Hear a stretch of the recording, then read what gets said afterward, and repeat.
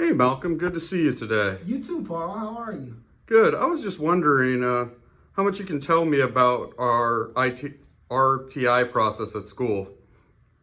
Um, so the RTI process here is robust. Obviously, the tier one, the high quality classroom instructions and interactions, the screening and group interventions. We start there and try to provide our teachers with the basic tools necessary for them to be successful during this RTI tier.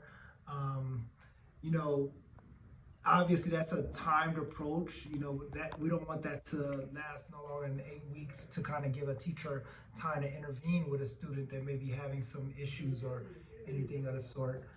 Our tier two, our targeted interventions, we really work hard to make sure that we have for example, we have a monthly meeting where teachers can come and let us know what students they need what students they have identified that need this targeted intervention.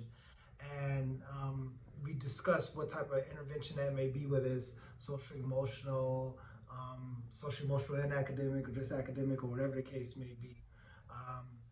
And then moving on to that tier three, that intensive intervention and comprehensive evaluation, we have some actual RTI classes where students have been designated, where we look at data from middle school and from ninth grade, and we put them in these classes where they have additional academic support that assists them in math and English, but also in their other classes as well.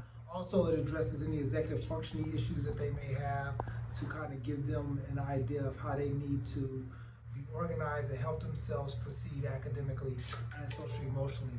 So we're always trying to figure out ways to develop more RTI steps, or should I say RTI Interventions? Access? right? Mm-hmm. To intervene more, because we want to get more students and envelop more students in our RTI process.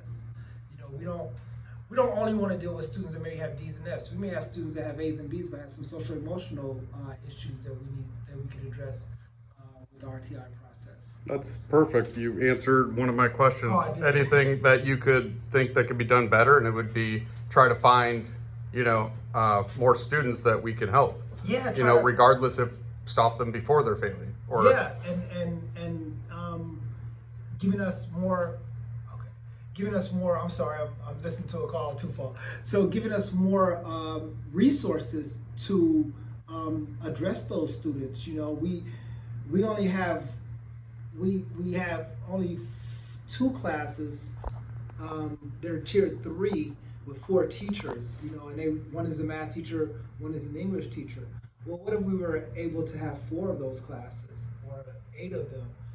We can reach more students, not just those that are chronically failing, but maybe those that are on the brink of failing with D's, or maybe those low C's, or just someone that a teacher says, hey, this particular student needs help in math and English, or in science as well.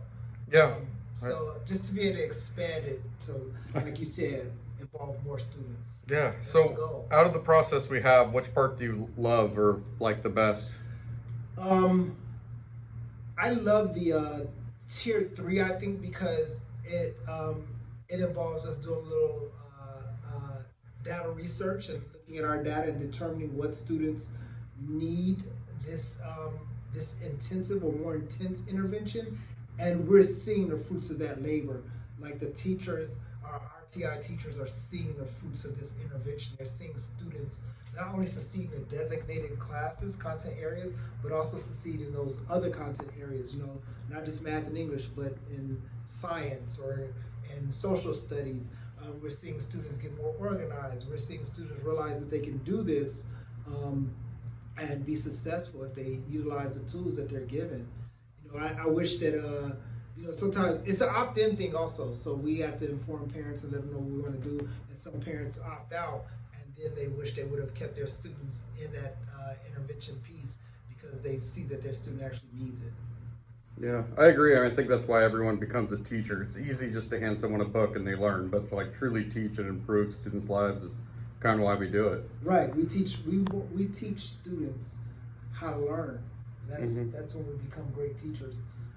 When we're teaching them how to learn, teaching them how to think. Because if we teach them how to learn how to think, then they can go out and learn anything, right? And education is everywhere. Like I tell students, you might not go into a university, but if you work at McDonald's, you have to mop the floor a certain way. That's education. It's true. It's job skill. And if you understand how to learn and how you learn, there's nothing you can't learn.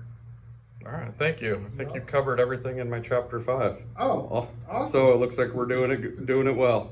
All right, thank you. Yes, I think we are. All right.